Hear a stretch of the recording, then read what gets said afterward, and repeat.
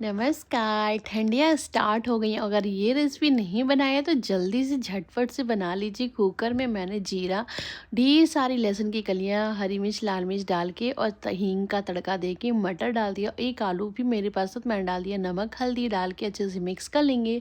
एक विसल तक इसको पका लेंगे। सुनिए ना, अगर आप मेरे चैनल पर नए हैं ना तो प्लीज़ चैनल को सब्सक्राइब और शेयर करना बिल्कुल मत भूलिएगा। यहाँ मैंने आटा ले लिया था गेहूं का और उसमें अजवाइन डाल दिया। थोड़ा सा मोयन के लिए मैंने रिफाइंड ऑयल यूज़ किया है। अच्छे से मिक्स करके आटा गूँथ लेंगे और ये फिर ये देखिए एक सीटी में मेरे अच्छे से मटर गल चुके हैं। और फिर यहाँ पे लोई ले लूँगी थोड़ी सी छोटी सी और इस तरीके से हम गोल गोल बना के स्टफ़ कर लेंगे। और ये हमारी गर्मा गर्म मटर की कचौड़ी रेडी हो गई। तो कैसी लगी रेसिपी कमेंट करिए, लाइक करिए और शेयर सब्सक्राइब करना बिल्कुल मत भूलिएगा।